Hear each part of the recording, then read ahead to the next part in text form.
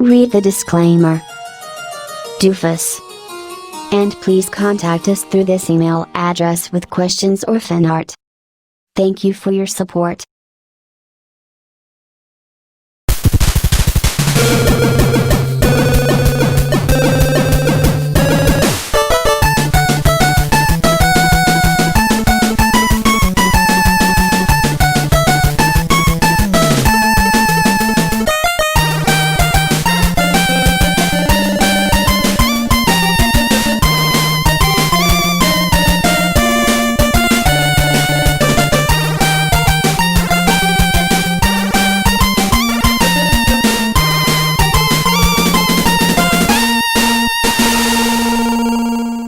You know what I love but don't pay nearly enough lip service to? Is it your subscribers? No, it's not just my audience. Though, they are genuinely quite attractive, intelligent, and also very supportive. No, I'm talking about small-scale figures, and that's the subject of today's video. So, salutations, denizens of the internet. I'm Firebite27, and let us commence our analysis of Transformers Cybertron Primus Unleashed Scrapmetal.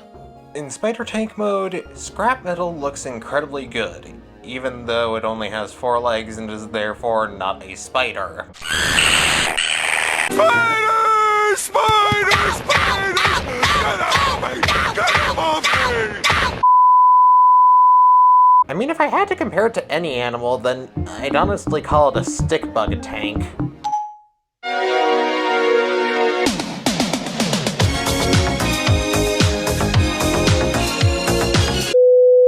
And according to its bio, it actually serves an identical purpose to the G1 Insecticons. And honestly, I could see it happening. This tank could crawl around, consume metal, and then reproduce to make a bunch more of its kind. And I think that would be really cool. Now, of course, those of you who watched Cybertron, unlike me, will know that this figure came in 3 colors on the show: red, yellow, and blue.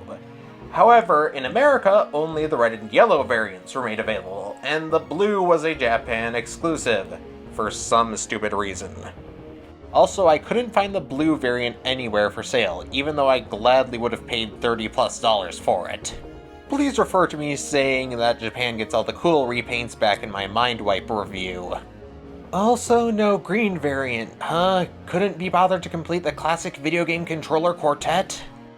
Though the variation in color led to my and I having a very, interesting conversation over which variant we should get. Okay, Maya, I appreciate you trying to weigh in on the decisions I make when it comes to the collection, but does it have to be red? I really would like the blue variant more. No, I need it to be red. Dare I ask you to remind me why it needs to be red? Because I need to show support for the glorious revival of the Soviet Union and the communist values.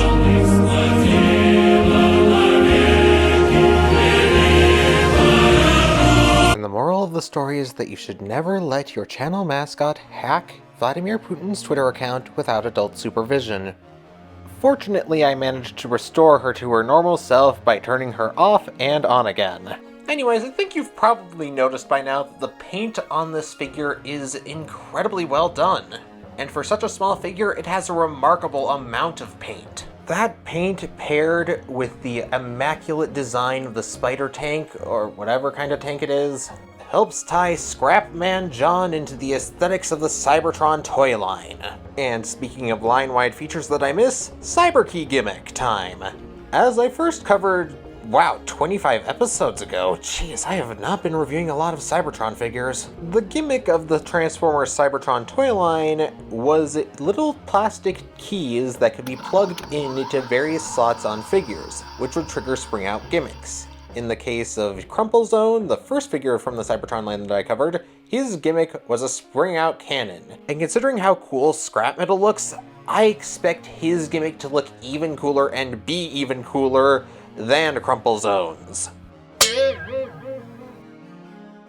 A knife on a tank, which already has a cannon. Why? Look, I know I basically have no right to complain about the impracticality of this weapon, especially since I'm the person who designed a race of fantasy beings with stone limbs, for f***'s sake. But in the fight between regular melee weapon and Laserdun usually wins. Scrapmetal should really watch Raiders of the Lost Ark. Or at least General Grievous's death scene. Anyways, enough about movies. Let's talk about the articulation. The turret can rotate a full 360 degrees. Forward legs are on a ball joint at the shoulder. These ball joints allow outward movement, up and down. The knees are also ball joints for rotation, and forward and backwards movement. The hind legs also display an identical range, except for the fact that they have swappable appendage tops. But this is in the service of robot mode, but unfortunately, due to the fact that it only has 4 legs, it can't do the adorable spider dance. At the time of its release, this figure had excellent articulation for an alternate mode. In fact, it rivaled most beast modes of the time, and even quite a few of the beast modes in figures we have today. And while its articulation may have been impressive for the time, seeing as how this is a scout figure, its size certainly was not. In other words, here's a Cybertron Scrapmetal next to my last review, Earthrise RC, the last Cybertron figure I reviewed, Crumple Zone, the last small-scale figure in my collection that I reviewed, Power of the Prime's Tailgate, Beastbox Darkweb in box mode because I do not need them both in spider mode to trigger a specific reference to an outdated oh shit. Spiders! A giant legion of spiders! The best modern small-scale figure in my collection, Kingdom Vertebrake, the last small-scale figure to get a dedicated review on this series, Power of the Prime is Slash, a standard Qtama, a standard can of sparkling water, and Fraudside. So overall, Cybertron Crumple Zone has a very interesting and unique alternate mode that I haven't seen done very often before. Then again, I think the only one who's ever tried to do this alt mode before is Thunderhead from Dark of the Moon? Whatever. Either way, Scrapmetal, transform!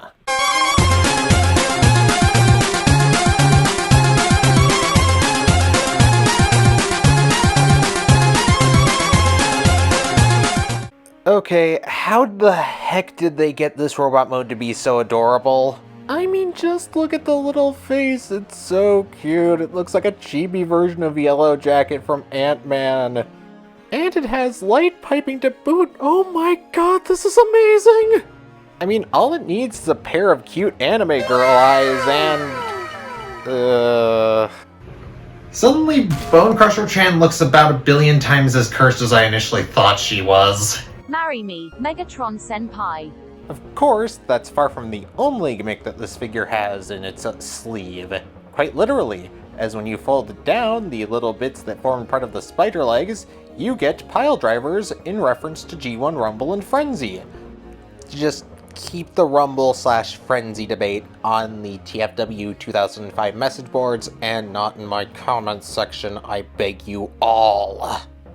Also, remember that sword from that pathetic Cyberkey gimmick? Well, guess what? It serves a purpose in robot mode. You can unsheath it, which, I'm not gonna lie to myself, would have looked brutal as fuck if it weren't for the fact that, well, it holds the sword perpendicular to the elbow joint. Now, I don't know a goddamn thing about designing toys, but in my eyes, it probably would have been easy for them to mold the fist in the same direction as the elbow bend, maybe? Just hazarding a guess here. But hey, at least they gave you the proper articulation to use the pile drivers.